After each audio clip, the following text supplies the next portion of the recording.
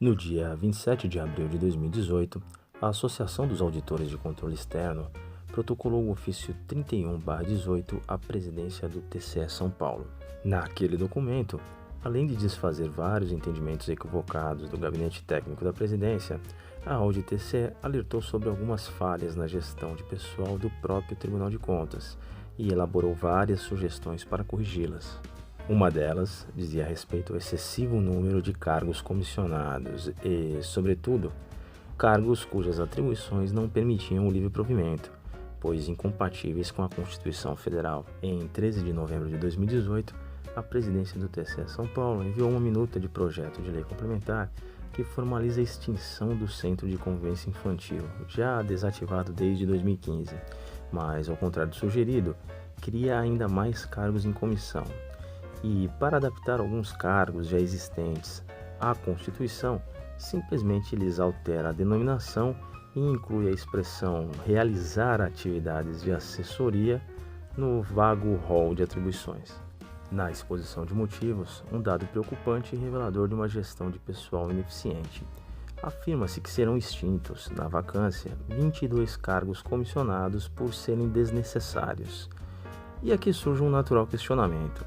Se são cargos inúteis ou desnecessários, por que estão atualmente providos, já que são cargos de livre exoneração?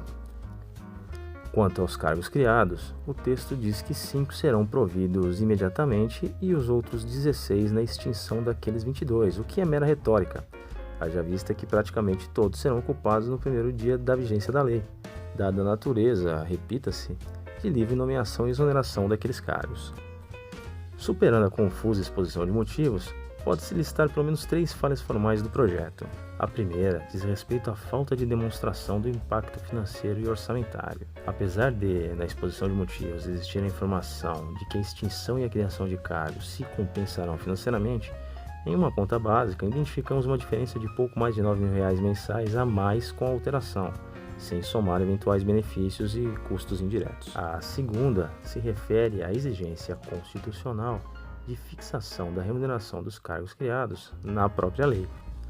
O texto faz referência a uma tabela da Lei Complementar 743/93, mas ao consultarmos a tabela, constatamos que os valores estão em cruzeiros reais, o que, convenhamos, é pouco esclarecedor sobre a remuneração daqueles cargos. Por fim, percebe-se a ausência do anexo 3, mencionado no artigo 6º, parágrafo 2º. Parece que os excelentíssimos deputados não se atentaram a isso, tanto que no dia 13 de dezembro, a Assembleia Legislativa, com um plenário praticamente vazio, aprovou o projeto de lei complementar 56/18 em menos de 5 segundos. Se os deputados estiverem de acordo, quero que você faça com 5 votos. Aprovado. Deixando de lado os aspectos formais do projeto, a análise material deixa o projeto ainda mais suscetível a críticas.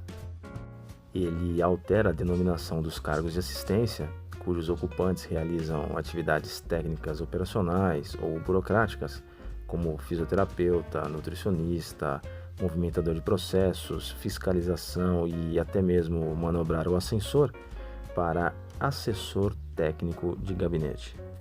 E o cargo de agente da segurança da fiscalização, originalmente criado para dirigir veículos, ou seja, um motorista, passa a ser denominado assessor de transporte e segurança.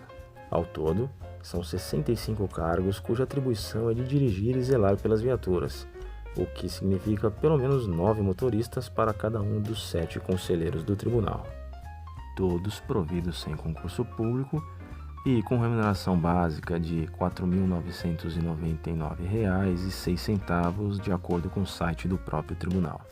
Com a aprovação do PLC 56/18, o total de cargos que o TCE considera de assessoramento passa a ser de 341, portanto aproximadamente 48 assessores para cada um dos 7 conselheiros, com remuneração básicas que vão de R$ 4.999,06 a R$ 29.456,85, sem computar ainda o aumento do teto do funcionalismo e alguns penduricalhos. No entanto, a forma exata de remuneração, os ocupantes dos cargos e o local onde trabalham são, na prática, omitidos, impossibilitando assim um eficiente controle social. Em janeiro de 2018, a Audi-TCE protocolou alguns requerimentos de informação solicitando esses dados, porém as respostas foram evasivas ou imprecisas. Todos os ofícios e as respostas podem ser consultados em nosso site www.auditcsp.org.